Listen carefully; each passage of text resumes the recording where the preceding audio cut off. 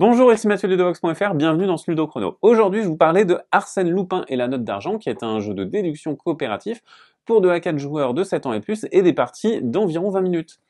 Il s'agit donc d'un jeu dans lequel on va essayer de trouver qui, parmi 16 loups, a volé la note d'argent. Ces 16 loups sont allés à un concert qui a été joué par un orchestre de 16 moutons et pendant le concert, un des loups est parti et a dérobé la fameuse note d'argent. Il y a 16 moutons à interroger et parmi les 16, il y a 4 complices. Et ces complices vont bien entendu mentir. Alors pour préparer la partie, on va récupérer une de ces cartes à faire, une carte normale ou une carte difficile, et la glisser dans notre traducteur de bêlement. Et ce traducteur de bêlement, eh bien vous voyez qu'il va présenter des choses ici, et il va présenter le suspect ici, mais il sera caché. Maintenant, une fois qu'on a préparé notre enquête en glissant la carte sans la consulter, eh bien on va pouvoir tout simplement commencer la partie. On va la jouer en tour de joueur. C'est mon tour, puis le tour du joueur suivant, et ainsi de suite, jusqu'à ce qu'on atteigne la fin de partie. Et à la fin de la partie, il va falloir désigner un suspect. Eh bien, ce suspect, si c'est le coupable qui se trouve sur la carte, on a remporté la partie, sinon c'est perdu. Et on a un nombre de tours limité pour le faire. À mon tour, la première chose que je fais, c'est tout simplement d'avancer la figurine de loup sur la piste. Ensuite, je vais choisir d'interroger un musicien. Par exemple, on va choisir d'interroger ce trompettiste. Ce trompettiste, il aime 3 légumes et il va falloir récupérer dans le sac sans regarder, donc seulement avec le toucher, un légume. Et donc ici, je vais essayer de récupérer un légume qu'il aime. C'est une aubergine, tout va très bien, je vais pouvoir interroger ce mouton. Je place l'aubergine ici, je vais donc retourner la carte et ensuite je vais la glisser dans le traducteur de bêlement. Je retourne ensuite ici le clapet et vous voyez que ce mouton a vu que le harpiste était dans l'orchestre et que tous les loups avec des pantalons jaunes étaient là. On va ensuite refermer le clapet, retirer ceci et placer le jeton du harpiste ici, on met la petite harpe, et on sait que a priori on pourrait éliminer ces 4 loups qui ne sont donc pas suspects. C'est la fin de mon tour, je prends tous les légumes et je les replace ici. On passe au tour du deuxième joueur, le deuxième joueur va faire avancer la figurine de loup et va interroger le batteur. Il va essayer de trouver un légume qui correspond, donc il va fouiller, il va trouver un légume qui correspond. C'est bien une aubergine, malheureusement, pas de chance, c'est une aubergine pourrie, elle est donc défaussée et l'interrogatoire échoue.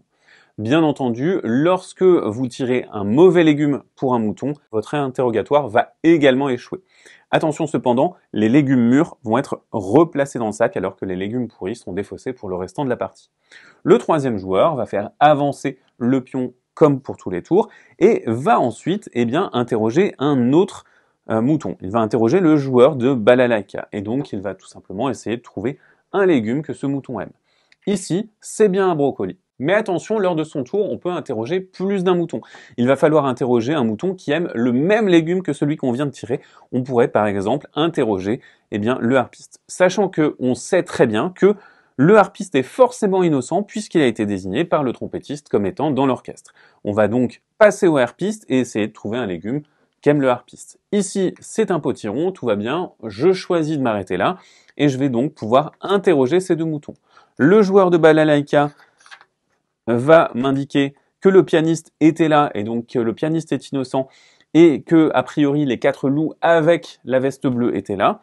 On referme, on retire ceci et on place le jeton piano comme cela. Et ensuite, le harpiste qu'on a interrogé, de la même manière, il va nous indiquer des choses. Il va nous indiquer que le clarinettiste était là et que, les loups avec des nœuds papillons bleus se trouvaient au concert. On sait très bien que le harpiste est innocent puisqu'il a été innocenté par le trompettiste. On va donc véritablement pouvoir éliminer ces suspects-là en les retournant. Les 4 loups aux nœuds papillons bleus ont été écartés et donc on va pouvoir ainsi commencer à éliminer des suspects.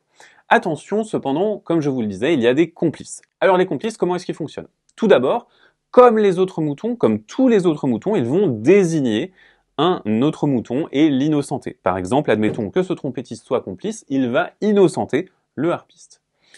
Et ensuite, le complice, il va probablement mentir au sujet de l'attribut que portaient les loups. Maintenant, comment est-ce que vous pouvez déterminer qu'un mouton est complice ou innocent? La première chose, c'est que si jamais un mouton n'est désigné par personne, il est assurément complice. Il faudra donc aller loin dans les interrogatoires pour savoir avec certitude qui est complice ou non. La deuxième chose, c'est que si un même mouton est désigné par deux autres moutons, eh ben ça veut dire qu'il y a un des deux moutons qui désigne qui va être complice.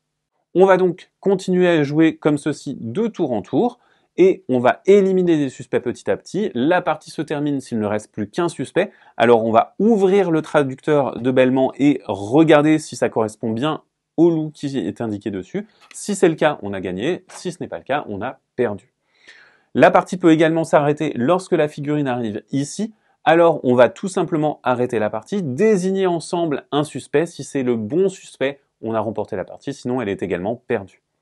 Il existe un mode difficile où vous utilisez l'envers du plateau avec moins de cases et des règles un petit peu particulières et ces cartes-ci.